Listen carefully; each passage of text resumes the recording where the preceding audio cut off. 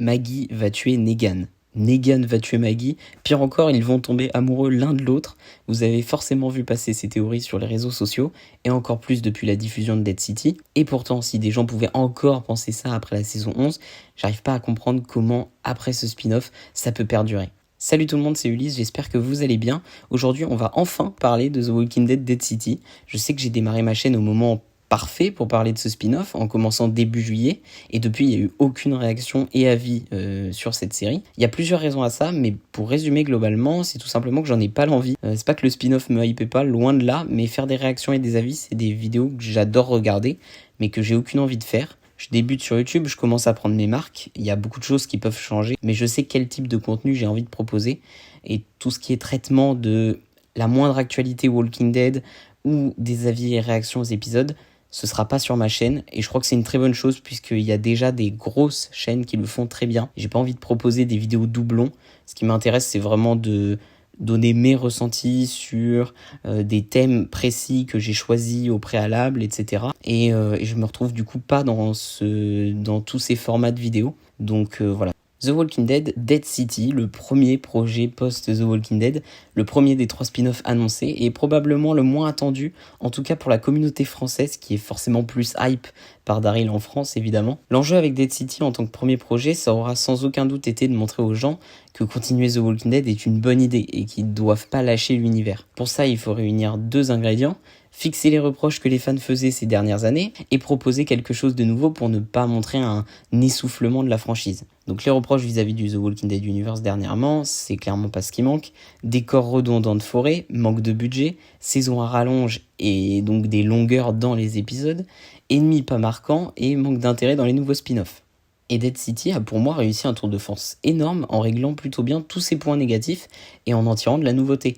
On passe de la forêt à Manhattan, ville sublime où l'ambition et le budget ont trouvé un bon point d'équilibre, et c'est accompagné de plans en drone incroyables à chaque épisode, j'ai adoré. Seulement 6 épisodes et en plus souvent de 40 minutes à peine pour éviter toute longueur inutile, et puis l'ennemi n'est pas ridicule justement, ou sans intérêt comme les Reapers. Le Croate est non seulement un très bon personnage individuellement, mais c'est surtout un ennemi cohérent par rapport au point central de la série, la relation entre Maggie et Negan. Maggie et Negan, c'est avant tout une relation basée sur leur première rencontre. Vous savez, quand on dit que lors d'une rencontre, que ce soit professionnelle ou personnelle, un date ou un entretien d'embauche, tout se joue dans les 3 premières secondes, et l'impression que vous avez donnée à ce moment restera ensuite collée à vous. Et Negan a fait agenouiller Glenn, l'a tabassé à mort avec une batte de baseball entourée de barbelés, tout en rigolant et en blaguant sur son crâne explosé et son œil qui ressort, devant Maggie. Elle a perdu l'homme de sa vie de manière atroce par Negan.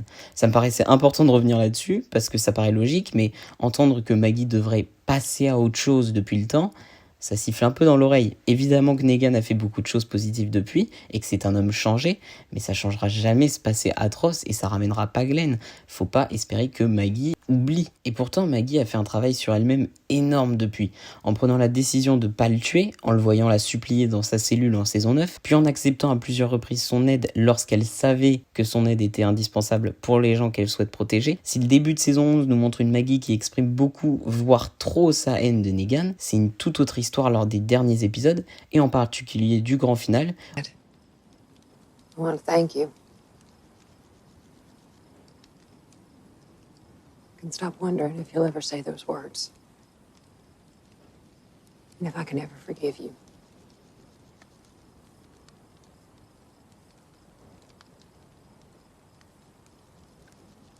Because I know now.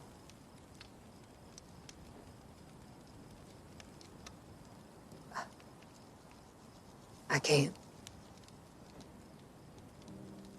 Où elle lui dit clairement qu'elle ne pourra jamais lui pardonner son acte, mais qu'elle n'a plus envie de le détester, mais que si parfois en le regardant, elle n'arrive pas à faire équipe avec lui par exemple, il doit savoir que c'est parce qu'elle reverra toujours en lui le Negan qui a tué Glenn. Mais alors, et c'est la question que beaucoup se sont posées, quel est l'intérêt après un tel discours de nous proposer Dead City ?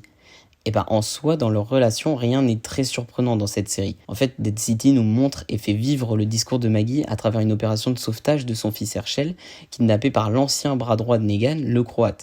Avec cette première saison, AMC n'apporte rien de vraiment nouveau à leur relation et ne fait pas progresser les choses. C'est assez fou de voir autant de personnes s'imaginer une relation qui n'arrivera jamais, alors que cette série, elle est déjà là pour imager un discours tenu il y a plus de 6 mois. Je crois que c'est vraiment l'une des missions de Dead City de clarifier une bonne fois pour toutes les limites, mais aussi les possibilités de la relation entre Maggie et Negan.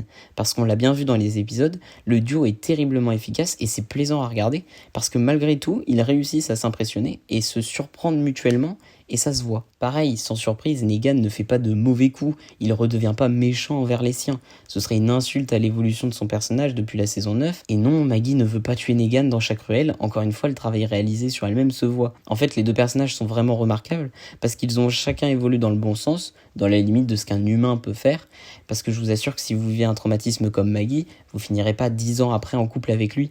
Ou alors c'est un Stockholm très tardif quoi. D'ailleurs Maggie est mal perçue dans Dead City parce que elle s'en prend, on peut dire, trop à Negan.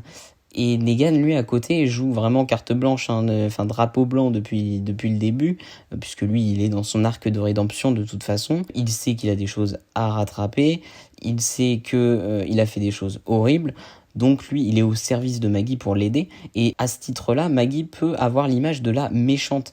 Mais en vérité, encore une fois, tout est complètement logique, surtout quand on sait qu'elle est en opération pour sauver son fils. Donc oui, quand elle ne dit pas à Negan qu'elle a trouvé la peluche qui appartient à Ginny, eh ben, ça paraît évident en fait, parce qu'elle ne pense qu'à son fils. Et forcément que son inconscient lui dit « c'est pas grave de faire un coup un peu tordu comme ça, parce que c'est Negan ». À ce titre, Dead City, ça a été une claque pour moi, que ce soit au niveau des décors, bien que les scènes soient trop sombres.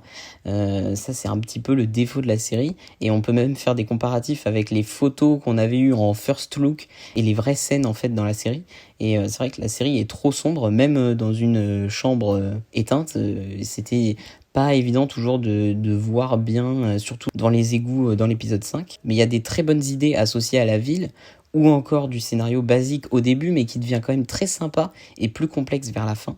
C'est la preuve que la volonté de raconter de nouvelles choses existe encore pour The Walking Dead, et que c'est totalement possible en fait. La série, elle est évidemment renouvelée pour une saison 2, sans surprise au vu de la fin, et on peut se dire que ça développera bien plus New Babylon et tout, donc ça va être très cool je pense. Perso, j'ai hâte de voir, même si on n'a aucune date, et qu'avec les greffes, peut-être que ça n'arrivera pas pour 2024, on verra. Ou alors fin d'année. Pour Maggie et Negan, on a eu à mon sens la conclusion de leur histoire commune. On l'avait déjà eu en fin de saison 11, mais comme je dis, ils ont imagé le discours de Maggie dans la saison 1 de Dead City.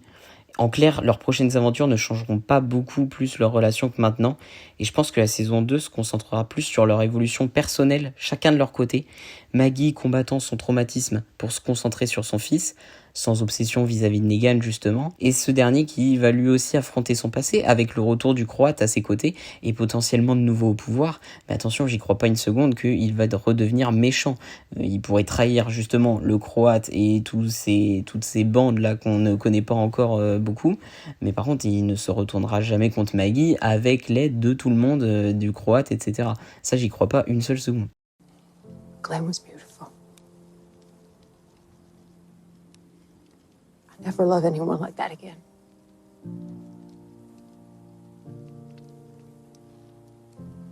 I remember his smile. His goodness. And the way he made me feel.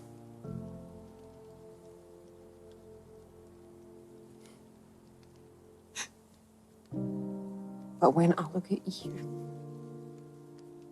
all I see is that bat coming down on his head. Blood running down his face. I hear him.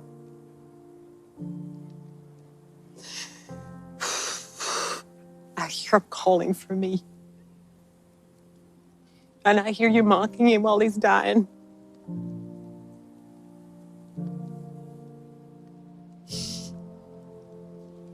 So I can't forgive you. Merci à tous d'avoir regardé cette vidéo, j'espère qu'elle vous a plu. N'hésitez pas à vous abonner et soutenir la chaîne avec les likes, les commentaires, etc. Ça prend vraiment pas beaucoup de temps et ça motive énormément à continuer à se donner à fond. Donc merci à tous ceux qui le feront et j'espère que mon contenu continuera à vous plaire. J'ai beaucoup de projets pour la suite et on va porter notre amour pour Walking Dead encore longtemps, soyez-en sûrs.